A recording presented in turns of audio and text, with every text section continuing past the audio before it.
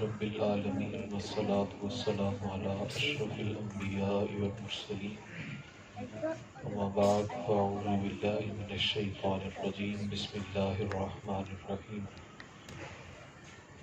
قل بفضل اللہ وبرحمتہ فبذلک فلیفرحوا صدق اللہ مولانا العظیم وصدق رسولہ النبی الکریم الامین اللہم نور قلوبنا بالقرآن وزین اخلاقنا بالقرآن وادخلنا الجنة بالقرآن ونجنا من النار بالقرآن قال اللہ تعالی وتبارک فی القرآن المجید والفرقان الحمید فی شان حبیبہ مخبرا وآمرا ان اللہ وملائکتہ یصلون علی النبی یا ایھا الذین آمنوا صلوا علیہ وسلموا تسلیما۔ تمام احباب بآواز بلند آقا کریم صلی اللہ علیہ وآلہ وسلم کی بارگاہ بے بس پناہ میں درود و سلام کا نذرانہ پیش کریں گے۔ الصلاۃ والسلام علیک یا سیدی یا رسول اللہ، الصلاۃ والسلام علیک یا سیدی یا حبیب اللہ، الصلاۃ والسلام علیک یا سیدی یا نور اللہ وعلی آلک واصحابک یا سیدی یا جامع الحسنات۔ اللہ جل وعلا کی حمد و ثنا کے بعد حضور نبی اکرم رسول محتشم اللہ کے پیارے امت کے سہارے، رب کے محبوب دانائے وجوب، مالک رکاب امم، فخر ارب و وجم، والی کون و مکان، سیاہ لا مکان، حضور ختم المرتبت احمد مجتبیٰ حضرت سیدنا محمد مصطفیٰ صلی اللہ علیہ وآلہ وسلم کے حضور ناز میں اپنی عقیدتوں، محبتوں، ارادتوں اور نیازمندیوں کا خراج پیش کرنے کے بعد واجب الاحترام ذوی الاحتشام بزرگوں، دوستوں، السلام علیکم ورحمۃ اللہ وبرکاتہ۔ اللہ جل مجدہ الکریم کا بے پایہ لطف و احسان کہ آج ہمیں وہ خاص شب نور میسر ہے کہ جس کے جھرمٹ میں ابدی سعادتوں کا نور برسا تھا، اور اس جہاں کے لیے رحمت للعالمین بن کے محبوب جو تشریف لانے والے تھے وہ اس رات کے جھرمٹ میں تشریف لائے۔ تو دعا ہے اللہ خالق کائنات ہمارا یہاں مل بیٹھنا اپنی بارگاہ اقدس میں قبول و منظور فرمائے۔ صدیاں قبل میرے حضور اس کائنات میں تشریف لائے، لیکن ماحول میں پھیلا ہوا یہ عطر اور گلشن میں یہ پھیلی ہوئی یہ شگفتگیاں اور تازگیاں یہ بتاتی ہیں جیسے کوئی کل ہی گزر کے گیا ہو۔ زمین سے آسماں تک، آسماں سے لامکاں تک ہے، کہاں کھولے تھے گیسو یار نے خوشبو کہاں تک ہے۔ تو امتی کے لیے اور حضور کے غلام کے لیے یہ باعث فرحت اور باعث مسرت ہے کہ اس کے نبی کا تذکرہ کیا جائے، اس کے ممدوح کی باتیں چھیڑی جائیں۔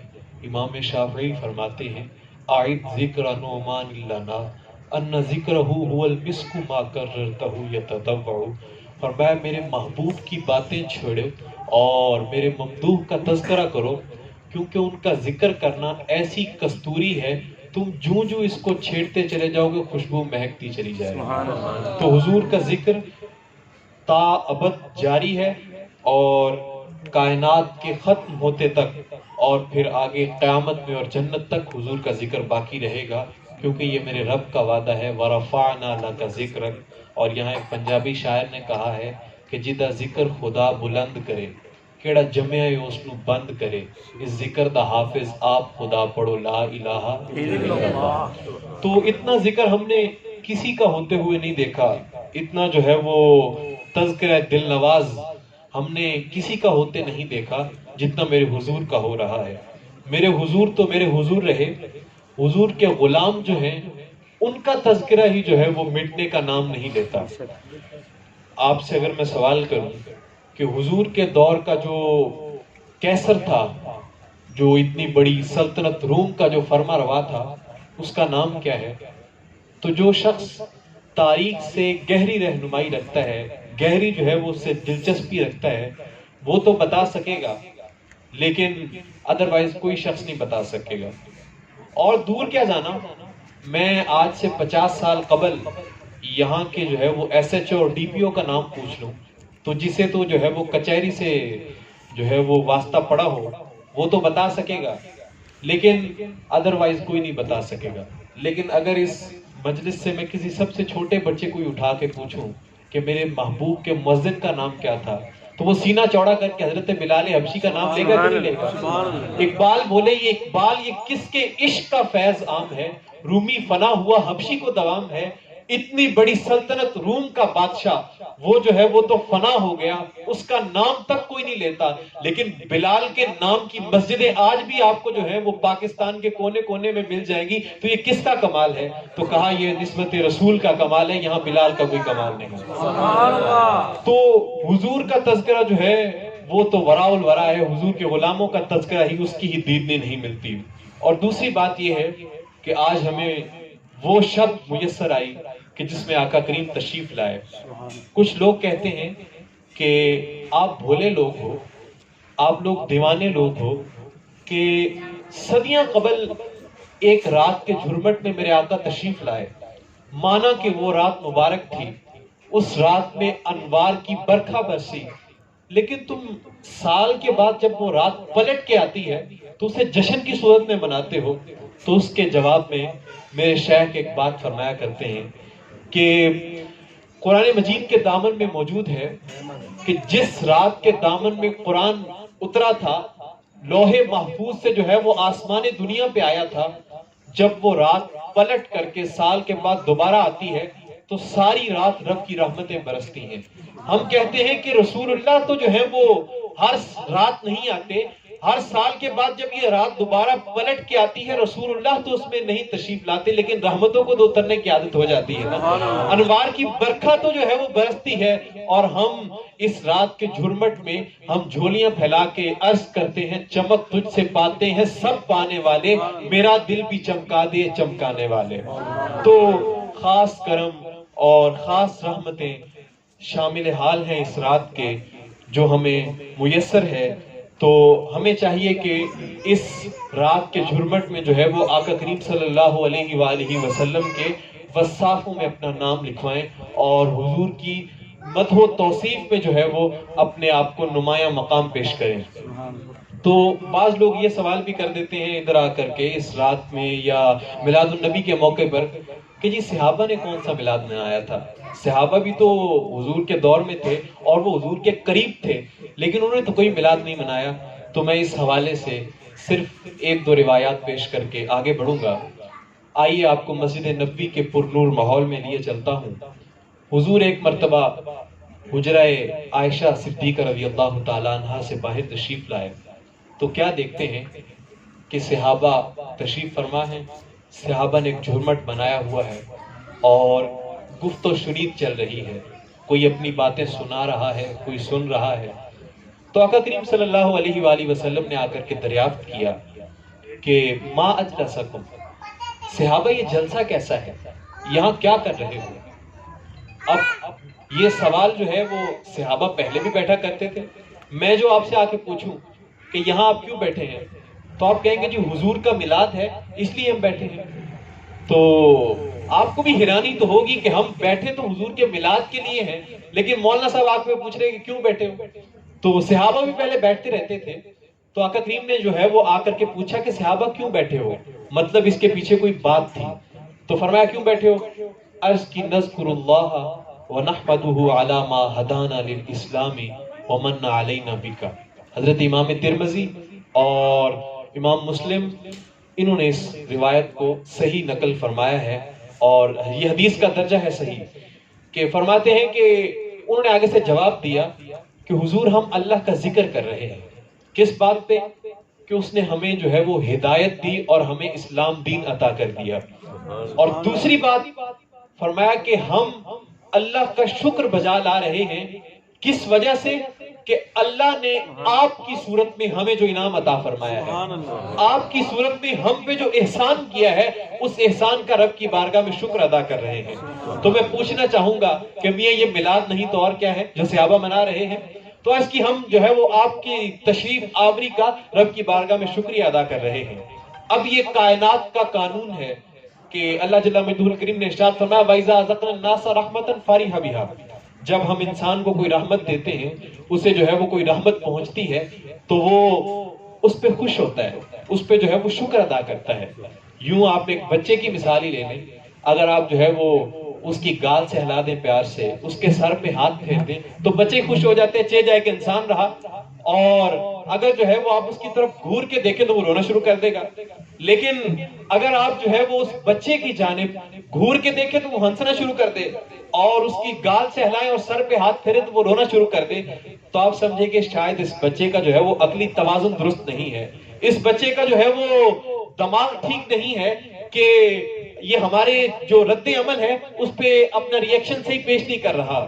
اور آپ ساتھ اس کو 10 روپے بھی دے دیں اور پھر بھی وہ آپ کو گھورتا رہے تو آپ کہیں گے یہ بچہ پاگل ہے، لیکن اور یا پاگل ہے یا پھر اس نے 10 روپے کی قیمت کو نہیں پہچانا۔ تو یہ ماننا پڑے گا کہ یہ رسول اللہ جو اللہ کی نعمت عطا ہوئے ہیں، جو اس پہ بھی رب کا شکر بجا نہیں لاتا، لگتا تو یہ ہے کہ اس کو توازن ایمانی اس کا درست نہیں، یا پھر اسے یہ پہچان نہیں ہے کہ یہ کتنی بڑی نعمت ہے، یہ رب کی کتنی بڑی نعمت ہے کہ صحابہ بھی اس پہ رب کا شکر ادا کر رہے ہیں۔ تو اب آقا کریم نے جب پوچھا کہ یہ جلسہ کیسا ہے تو صحابہ نے عرض کی حضور ہم اللہ کا شکر ادا کر رہے ہیں کہ آپ مل گئے۔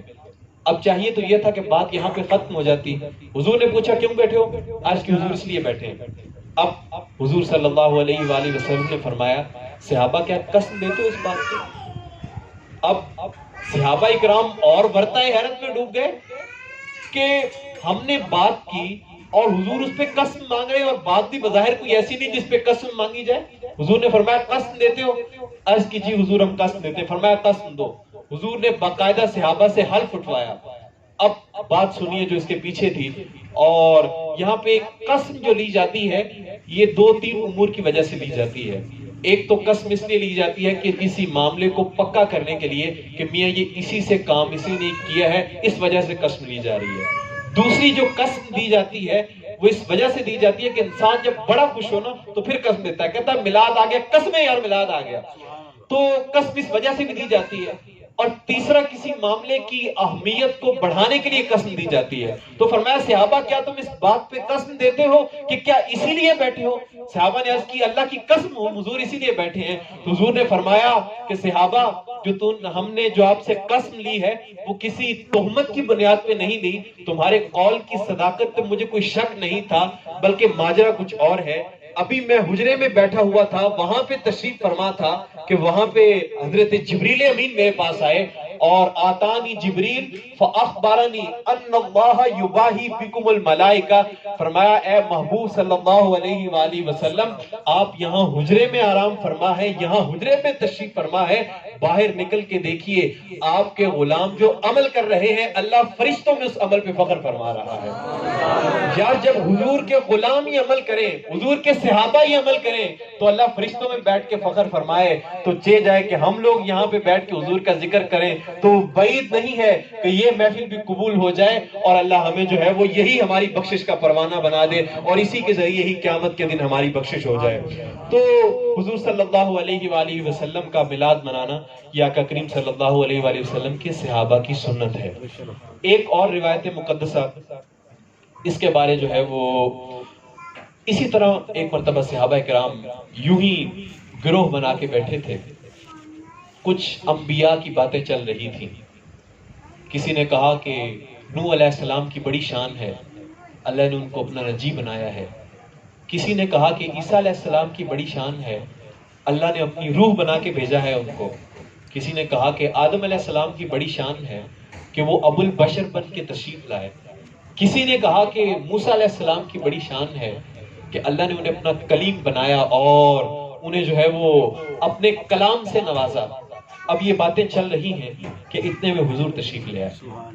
اب یوں لگا جیسے تارے موجود ہوں وہاں چاندنی رات میں جو ہے وہ چاند تشریف لے آئے۔ جب حضور تشریف لائے تو حضور نے فرمایا کہ صحابہ میں نے تمہاری باتیں سن لی ہیں، اس میں کوئی شک نہیں کہ نوح نجی اللہ ہے، اس میں کوئی شک نہیں کہ عیسیٰ روح اللہ ہے، اس میں کوئی شک نہیں کہ آدم صفی اللہ ہے، اس میں کوئی شک نہیں کہ موسیٰ علیہ السلام کلیم اللہ ہے، لیکن الا وانا حبیب اللہ، سن لو باقی نبیوں کا مقام اپنی جگہ پہ، لیکن میں اللہ کا حبیب بن کے تشریف لایا ہوں۔ سبحان اللہ۔ اب یہ بات حضرت ملا علی قاری رحمۃ اللہ علیہ نے فرمایا کہ اس حدیث کے آخر میں حضور نے فرمایا کہ میں اللہ کا حبیب بن کے آیا ہوں، لیکن مجھے اس پہ فخر نہیں ہے۔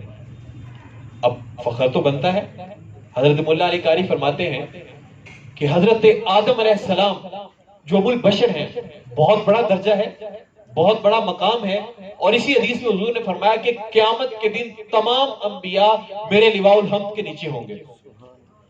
اب یہ مقام تو فخر کا ہے، ایک شخص کے جھنڈے کے نیچے آدم علیہ السلام ہیں، اور اللہ سے کلام کرنے والے حضرت موسیٰ علیہ السلام ہیں، اور اللہ کا وہ نبی جو پیکر حسن و جمال ہے، حسن اس کے سامنے آ کر کے ایڑیاں رگڑتا ہے، لیکن اللہ کے نبی کے حسن کی تاب نہیں لائی جا سکتی۔ یوسف علیہ السلام بھی اسی جھنڈے کے نیچے ہوں گے، فخر تو بنتا ہے۔ اللہ کے نبی جو ہے وہ پرانی قبر کو جا کر کے اس کو ٹھوکر مارتے ہیں، مردہ اٹھ کے چلنا شروع کر دیتا ہے۔ وہ عیسیٰ علیہ السلام جب لوائے حمد کے نیچے آئیں گے تو فخر تو بنتا ہے۔ حضرت موسیٰ علیہ السلام جن کے ساتھ اللہ نے کلام فرمایا، وہ نبی جب حضور کے لوائے حمد کے نیچے آئیں تو فخر تو بنتا ہے، لیکن حضور کیا فرما رہے ہیں؟ مجھے اس پہ فخر نہیں ہے۔ تو ملا علی قاری فرماتے ہیں کہ حضور کے لیے یہ بڑی بات نہیں ہے، بلکہ آدم علیہ السلام کے لیے یہ فخر ہے کہ انہیں حضور کا جھنڈا نصیب ہو رہا ہے۔ حضرت عیسیٰ علیہ السلام کے لیے یہ فخر ہے کہ انہیں حضور کا جھنڈا نصیب ہو رہا ہے۔ اور یارو موسیٰ علیہ السلام تو وہ ہیں جب الواح تورات میں پڑھتے ہیں کہ ایک ایسی امت آئے گی جو نیکی کا ارادہ کرے گی، نیکی بعد میں کرے گی، نیکی پہلے لکھ دی جائے گی، اور جب نیکی کر لے گی تو پھر 10 نیکیاں لکھ دی جائیں گی۔ جب گناہ کا ارادہ کریں گے گناہ نہیں لکھا جائے گا، بلکہ جب گناہ کر لیں گے پھر گناہ لکھا جائے گا۔ عرض کرتے ہیں مالک یہ امت مجھے دے دے، تو اللہ کیا ارشاد فرماتا ہے؟ اے پیارے موسیٰ یہ تو میرے احمد کی امت ہے۔ تو پھر جب 5-6 مقامات جب اس طرح گزر گئے تو پھر عرض کرتے ہیں مالک اگر تو مجھے یہ امت نہیں عطا فرماتا تو پھر مجھے ہی اس امت سے پیدا کر دے۔ تو نبی جس محبوب کی جو ہے وہ امت سے ہونے کے لیے آرزویں کریں، دعائیں کریں، مالک سے التجائیں کریں، وہ موسیٰ علیہ السلام بھی جب حضرت آقا کریم صلی اللہ علیہ وآلہ وسلم کے لواء الحمد کے نیچے ہوں تو فخر تو بنتا ہے۔ لیکن فرمایا کہ حضور نے مجھے اس پہ فخر نہیں ہے، اور چاند کو جو ہے وہ اپنے قدموں میں بلا کر اور اس کے 2 ٹکڑے کر دیے۔ یہ چاند کے لیے فخر کی بات ہے، میرے آقا کے لیے فخر کی بات نہیں، کیونکہ حضور کا مقام تو اس سے بھی وراء الورا ہے، اور حضور کا مقام تو اس سے بھی اعلیٰ اور برتر ہے۔ تو ہماری بات آگے چلے گی۔ حضور نے فرمایا آنا حبیب اللہ، میں اللہ کا حبیب بن کے آیا ہوں۔ اللہ نے وہ مقام عطا کیا اپنے محبوب کو، وہ شانیں عطا کی، وہ رفتیں عطا کی کہ کائنات میں اس کی مثال نہیں ملتی۔ چونکہ یہ جو ہے وہ شب نور حضور کی ولادت کی شب ہے، تو میں چاہوں گا کہ ایک روایت آقا کریم صلی اللہ علیہ وآلہ وسلم کے حلیہ مبارک کے متعلق بھی ہونی چاہیے۔ اس کے بعد میں اپنی گفتگو کو اختتام کی طرف لے جاؤں گا۔ تو روایت کے راوی ہیں حضرت ابو طفیل رضی اللہ تعالی عنہ۔ 110 ہجری میں ان کا وصال ہوا۔ صحابہ میں جو ہے وہ سب سے آخر میں اس دنیا سے تشریف لے جانے والے حضرت ابو طفیل رضی اللہ تعالیٰ عنہ فرماتے ہیں کہ حج کا موقع تھا اور یہ اونچے ٹیلے پہ چڑھ گئے اور لوگوں کو صدا دی، لوگوں سنو، اس کائنات میں اس وقت روئے زمین پر میرے علاوہ کوئی شخص نہیں، میرے علاوہ کوئی آنکھیں نہیں جنہوں نے جمال محمد عربی کو دیکھا۔ سبحان اللہ۔ آؤ مجھ سے حضور کی باتیں سنو۔ اب یار فخر تھا نا انہیں اس بات پہ کہ ہم نے حضور کو دیکھا ہے۔ وہ استاد ذوق نے کسی دور میں اپنے شاگردوں سے کہا تھا کہ آنے والی صدیاں تم پہ ناز کریں گی یہ لوگوں، تم نے ذوق سے باتیں کی، تم نے ذوق سے ملاقاتیں کی، تو جو ذوق سے ملے وہ تو فخر کرے، جو علامہ اقبال کی مجلس جو ہے وہ اپنائے وہ تو فخر کرے، جو قائد اعظم کے ساتھ کام کرے وہ تو فخر کرے، تو جنہوں نے جو ہے وہ ظاہری آنکھوں سے جمال محمد عربی کو دیکھا وہ کیوں فخر نہ کریں؟ تو کہا لوگوں سن لو، اس وقت میرے علاوہ روئے زمین پر کوئی نہیں جس نے ان ظاہری آنکھوں سے حضور کو دیکھا ہو، آؤ مجھ سے حضور کی باتیں سنو۔ اب اتنی بات کرنے کی دیر تھی، یہاں تو کوئی میلاد کی شرینی بانٹنے والا آ جائے تو لوگوں کا اس کے گرد جو ہے وہ جم گھٹا بن جاتا ہے۔ تو جب میلاد والے محبوب کی باتیں سنانے والا شخص آ گیا تو آپ اندازہ لگائیں، اور پھر دور بھی تابعین کا، تابعین کی خاص جماعت حضرت ابو طفیل کے گرد جمع ہو گئی۔ اب حج کا موقع تھا تو ذہن میں تو یہی آتا ہے کہ لوگوں نے حج کے بارے سوال کیے ہوں گے کہ حضور نے طواف زیارت کیسے کیا، حضور نے رمی جمرات کیسے کیا، حضور نے جو ہے وہ کنکر کیسے مارے. لیکن سنیے، انہوں نے کہا مل گئے ہو نا تو صف لنا رسول اللہ، ہمیں بتاؤ حضور کیسے تھے. اللہ اکبر، ہمیں بتاؤ حضور کیسے تھے. تو اب حضرت ابو طفیل رضی اللہ تعالیٰ عنہ نے 3 الفاظ میں حضور کا حسن بیان کیا، حضور کا حلیہ بیان کیا. آپ بھی ان کو یاد کر سکتے ہیں اور یاد کر کے آپ بھی اپنا نام حضور کے وصافوں میں لکھوا سکتے ہیں. اب سنیے کیا فرماتے ہیں. کان رسول اللہ صلی اللہ علیہ وآلہ وسلم ابیض ملیحا مقصدا. فرماتے ہیں ایک تو حضور چٹے رنگ کے تھے، اور ابیض کا جو لفظ ہے یہ حضور کے لیے بطور خاص بولا گیا ہے. یہ جو دادا ہوتا ہے نا، اسے اپنے پوتے سے بڑا پیار ہوتا ہے. بسا اوقات پوتے بیٹوں سے بھی زیادہ پیارے لگتے ہیں. تو حضور کے دادا حضرت جناب عبد المطلب رضی اللہ تعالیٰ عنہ، وہ حضور کو جب لاڈ سے پکارتے تو انہوں نے حضور کا نام عرفی رکھا ہوا تھا، یا ابیض، او چٹے رنگ والے میرے پوتے. اور حضرت ابو طالب رضی اللہ تعالیٰ عنہ ایک بار مکے میں قحط پڑ گیا، پانی کے حوض جو تھے وہ سوکھ گئے، جانوروں کی جو ہے وہ کھیریاں خشک ہو گئی. تو لوگ حضرت جناب ابو طالب کے پاس آئے اور کہا کہ آپ اولاد اسماعیل سے ہیں، تو جائیے اور خانہ کعبہ میں جا کر کے ہمارے لیے دعا کیجئے کہ اللہ ہم سے اس قحط کو دور کر دے. اب حضرت ابو طالب نے آقا کریم کو لیا اور حضور کی پشت مبارک خانہ کعبہ کے ساتھ اس طرح کہ حضور کی پشت جو ہے وہ خانہ کعبہ کے ساتھ لگ رہی تھی. تو عرض کرتے ہیں مالک میرے اس گوری رنگت والے بھتیجے کے صدقے می ڈال دینا. تو اب راوی لکھتے ہیں جب لوگ آئے تھے تو اس وقت آسمان پہ بادل کی ایک ٹکڑی بھی موجود نہیں تھی، لیکن جب میرے آقا کا وسیلہ ڈالا گیا تو بادل امٹتے چلے آئے. اب انہوں نے جو ہے وہ ایک قصیدہ لکھا جس کے لیے میں نے یہ ساری تمہید باندھی ہے. انہوں نے کہا وَأَبْيَضُ يُسْتَسْقَى الْغَمَامُ بِوَجْهِهِ سِمَالُ الْيَتَامَى عِصْمَةٌ لِلْأَرَامِلِ. فرمایا کہ یہ میرا گوری رنگت والا بھتیجا، یہ میرا چٹے رنگ والا بھتیجا جس کے چہرے کو دیکھتے ہوئے بادل امٹتے چلے آتے ہیں، یہ بیواؤں کا سہارا ہے اور یتیموں کا آسرا ہے. اب حضور کی عمر صرف 7 سال ہے اور اس حالت میں بھی حضور کے چچا حضور کو جو ہے وہ بیواؤں کا سہارا اور یتیموں کا آسرا کہہ رہے ہیں. تو یعنی حضور خود یتیم ہو کے یہ یتیم پرور تھے. تو فرمایا کہ اب یدا، حضور کا رنگ جو ہے وہ سفید تھا. دوسرا لفظ ملیحن، حضور کا حسن نمکین تھا. آقا کریم نے خود ارشاد فرمایا کہ انا املح واخی یوسف اصبح، میں نمکین حسن والا ہوں اور میرا بھائی یوسف میٹھے حسن والا ہے.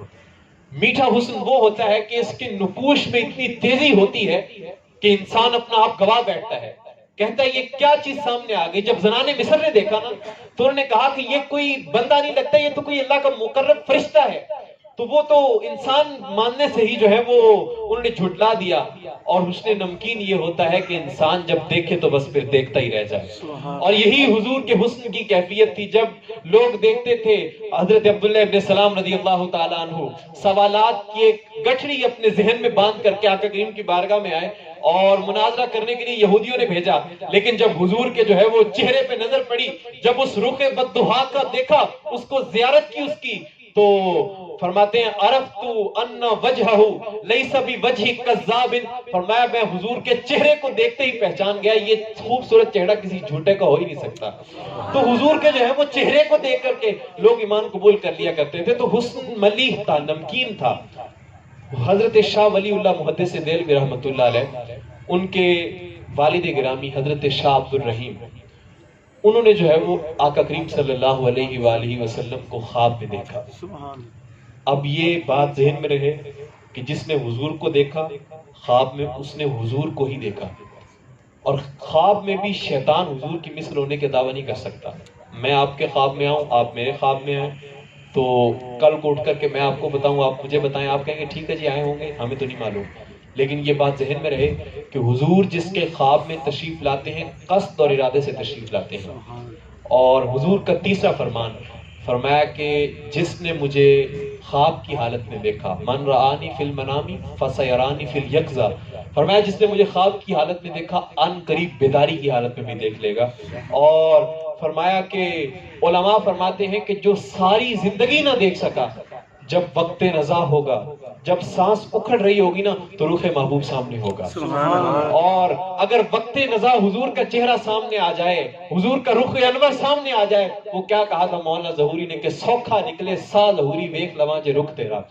تو فرمایا کہ اس کو جو ہے وہ مرتے وقت حضور کا دیدار نصیب ہو جائے گا. آج کی اس محفل نور کے طفیل میں رب کی بارگاہ میں دعا کرتا ہوں، یہ جو ہے وہ آنکھیں اس قابل تو نہیں ہیں. وہ مجھے بات یاد آئی حضرت قبلہ امیر المجاہدین کی. وہ فرماتے ہیں کہ کتوں کا کام نہیں ہوتا کہ وہ مالکوں سے کہیں کہ ہمیں زیارت کروائیں، اور یہ مالک کی ہی جو ہے وہ ہمدردی ہوتی ہے، یہ مالک کا ہی جو ہے وہ محبت ہوتی ہے، اس کا پیار ہوتا ہے کہ وہ اپنا دیدار عطا کر دے، ورنہ کتے کا کام ہے ڈیوٹی کرنا. تو ہم یہ بات جو اس مجاز تو نہیں رکھتے اس بات کا، لیکن پھر بھی آج کی اس شب نور کے طفیل رب کی بارگاہ میں عرض کرتے ہیں، مالک منہ چھوٹا ہے بات بڑی ہے، اپنے محبوب کا دیدار عطا کر دے. یہ ایسی قیمتی چیز ہے، یقین جانے اگر حضور کا دیدار نصیب ہو جائے تو ایمان پہاڑوں سے زیادہ مضبوط ہو جاتا ہے.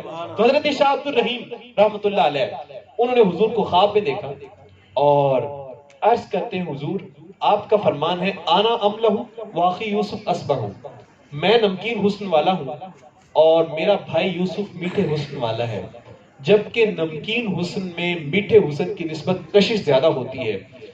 ادھر تو زنان مصر نے حضرت یوسف علیہ السلام کے حسن کو دیکھ کر کے اپنی انگلیاں کاٹ لی، لیکن یہاں تو بظاہر ایسا کوئی معاملہ نظر نہیں آتا. تو آقا کریم نے آگے سے جو جواب ارشاد فرمایا وہ سننے کے قابل ہے. فرمایا اے عبد الرحیم، اللہ کی غیرت نے میرے حسن کو 70,000 پردوں میں چھپا رکھا ہے. اب حضور کے حسن کا یہ عالم ہے کہ حضرت حسان بن ثابت جو شاعر ہیں، اور شاعر حسن دیکھنے میں بڑا ماہر ہوتا ہے، وہ فرماتے ہیں کہ میں جو حضور کا حسن بیان کرتا ہوں، حضور کا جو میں وصاف ہوں، اس کی ایک وجہ یہ ہے کہ مجھے حضور کا حسن دیکھنے کا ایک طریقہ آ گیا تھا. وہ یہ تھا کہ میں اپنی انگلیوں کی اوٹ سے حضور کا حسن دیکھا کرتا تھا. یا شاعر جب اس انداز سے حسن دیکھ رہا ہے کہ انگلیوں کی اوٹ سے حسن دیکھے، اور کس لیے کہ کہیں حضور کے حسن کی تابانیوں سے میری آنکھوں کی بینائی نہ چلی جائے. تو جب پردے میں رہنے والے حسن کی ایک کیفیت ہے تو آپ اندازہ لگائیں اگر وہ رخ بے نقاب ہو جائے تو پھر کیا عالم ہوگا. یہی بہتر ہے کہ وہ پردے میں روح پوش رہے، اگر وہ پردہ اٹھائے تو پھر کسے ہوش رہے. اور اس کے بارے اعلیٰ حضرت نے کیا خوب جو ہے وہ جواب ارشاد فرمایا. وہ فرماتے ہیں ایک شعر میں جو ہے وہ تضاد کا شعر ہے، اور آپ یقین مانیے کہ اردو ادب میں اس طرح کا تضاد کا شعر آپ کو نہیں ملے گا. اس میں جو ہے وہ 6 تضاد بیان کیے گئے ہیں. حسن یوسف پہ کٹی مصر میں انگشت زنا، سر کٹاتے ہیں تیرے نام پہ مردان عرب. اب تضاد سنیے. حسن یوسف پہ کٹی، یہ جو ہے وہ بے اختیار کٹ گئی، انہوں نے خود نہیں کاٹی. حسن یوسف پہ کٹی مصر میں. تیسرا تضاد انگشت زنا، عورتیں ہیں اور ان کی انگلیاں ہیں، اور یہاں کیا ہے سر کٹاتے ہیں تیرے نام پہ مردان عرب. وہاں انگلیاں ہیں یہاں سر ہیں، وہاں کٹی بے اختیار کٹ گئی اور یہاں کٹاتے ہیں اختیار کے ساتھ کٹاتے ہیں. اور حضرت غازی ممتاز قادری نے بھی کل ہی کٹوائی ہے. سر کٹاتے ہیں وہاں جو ہے وہ حضرت یوسف علیہ السلام کا حسن ہے اور یہاں میرے آقا کا نام ہے. اور فرمایا کہ حسن یوسف پہ کٹی مصر میں انگشت زنا، سر کٹاتے ہیں تیرے نام پہ مردان عرب. وہاں انگلیاں کٹ گئی، ایمان پھر بھی نہیں لائی، اور یہاں ایمان پہلے لاتے ہیں اور سر بعد میں کٹواتے ہیں. کیسی حضور کی محبت ہے، کیسا حضور کا حسن ہے اور کیسا جمال ہے کہ فرمایا کہ وہاں انگلیاں کٹا کر کے بھی وہ ایمان نہیں لائی، اور یہاں سر جو بعد میں کٹتے ہیں اور ایمان پہلے لے کے آتے ہیں. تو یہ حضور کا جو ہے وہ کمال ہے، حضور کا اس میں حسن بیان کیا گیا ہے. تو فرمایا ملیحن، حضور کا حسن نمکین تھا. تیسری چیز مقصدن، حضور کے تمام اعضاء میں توازن تھا. سوا الصدر والبطن، حضور کا سینہ اور پیٹ برابر تھے، اور قد کے بہت زیادہ لمبے بھی نہیں تھے، بہت زیادہ کوتاہ بھی نہیں تھے. لیس بالطویل المقد ولا بالقصیر المتردد، درمیانہ قد تھا حضور کا. لیکن حضور کے قد کا یہ معجزہ ہے کہ 10,000 کا مجمع ہو، بڑے بڑے قدوں والے لوگ موجود ہوں، لیکن حضور وہاں موجود ہوں تو حضور کے کندھے لوگوں کے سروں سے اونچے نظر آتے ہیں. یہ حضور کے قد کی معجزانہ کیفیت ہے. تو یہ 3 الفاظ ہیں، انہیں یاد کر لیجئے اور حضور کے وصافوں میں اپنا نام لکھوا لیجئے، ابیض ملیحا مقصدا۔ اور اگر میاں ہماری اردو زبان ہے، اگر عربی میں مشکل لگے تو پنجابی میں نہ بتا دوں، پیر میرے علی شاہ نے نقشہ کھینچا تھا کہ مکھ چند بدرشاہ شانی ہے، متھے چمک دی لاڈ نورانی ہے، کالی زلف تے اکھ مستانی ہے، مخمور رکھی ہیں مد بھری ہیں۔ تو یہ تھا حضور کا حسن، یہ تھا حضور کا جمال، جسے دیکھتے ہی لوگ جو ہیں وہ کلمہ پڑھ لیا کرتے تھے۔ اب آخر میں پیغام کی بات، ہم کسی کے جو ہے وہ برتھ ڈے پہ جاتے ہیں، میلاد عربی کا لفظ ہے، انگلش میں اس کو برتھ ڈے کہتے ہیں، اور اردو میں جو ہے وہ پیدائش کا دن، جنم دن۔ جب ہم اس کے جو ہے وہ برتھ ڈے پہ جاتے ہیں، اس کے میلاد پہ جاتے ہیں، تو اس کے لیے کوئی اس کی پسند کا تحفہ لے کے جاتے ہیں۔ اگر کوئی بچہ ہو تو کوئی کھلانا لے جاتے ہیں، اگر کوئی بوڑھا ہو تو اس کے مزاج کی کوئی چیز لے جاتے ہیں، اگر کوئی عالم ہو تو اس کو کتاب پیش کر دیتے ہیں۔ یوں تو نہیں ہوا کہ بچے کو لے جا کے کتاب پیش کر دیں۔ ہم آج حضور کے برتھ ڈے پہ آئے ہیں، حضور کے میلاد پہ آئے ہیں، اور آقا کریم نے ارشاد فرمایا کہ میری آنکھوں کی ٹھنڈک نماز میں رکھی گئی ہے، میری آنکھیں جو ہیں وہ نماز کے ذریعے ٹھنڈی ہوتی ہیں۔ تو آج اس محفل میلاد کا فیضان یہ لے کر کے جائیے کہ انشاءاللہ العزیز ہماری جو ہے وہ کل سے کوئی بھی نماز قضا نہیں ہوگی، تو ہو انشاءاللہ۔ انشاءاللہ اتنے زور سے کہیں کہ شیطان کا کلیجہ پھٹ جائے۔ انشاءاللہ کوشش کریں کہ کوئی بھی نماز قضا نہ ہو، اور درود شریف کی کثرت کریں، کیونکہ حضور صلی اللہ علیہ وآلہ وسلم نے فرمایا کہ جو شخص، آج پھر جمعہ کی رات بھی ہے، فرمایا کہ جو شخص جمعہ کے دن اور جمعہ کی رات میں کثرت میں مجھ پہ درود پڑھتا ہے، کنت لہ شفیعا او شہیدا الی یوم القیامہ، فرمایا کہ میں قیامت کے دن اس کی جو ہے وہ ایمان کی گواہی بھی دوں گا، اور اگر وہ گناہوں کے سبب جہنم میں جانے لگا تو میں اس کی شفاعت کر کے اس کو جو ہے وہ جنت میں بھی لے جاؤں گا۔ تو یہ درود شریف بڑا اہم وظیفہ ہے، تو کوشش کیجئے نمازیں بھی قضا نہ ہوں، اور درود شریف کی بھی کثرت کیجئے۔ تو دعا ہے اللہ خالق کائنات ہمیں آقا کریم صلی اللہ علیہ وآلہ وسلم کی سیرت پہ عمل کر کے اپنی زندگیوں کو پاکیزہ اور ستھرا بنانے کی توفیق نصیب فرمائے۔ وما علینا الا البلاغ المبین۔ بسم اللہ الرحمن الرحیم، الحمد للہ رب العالمین۔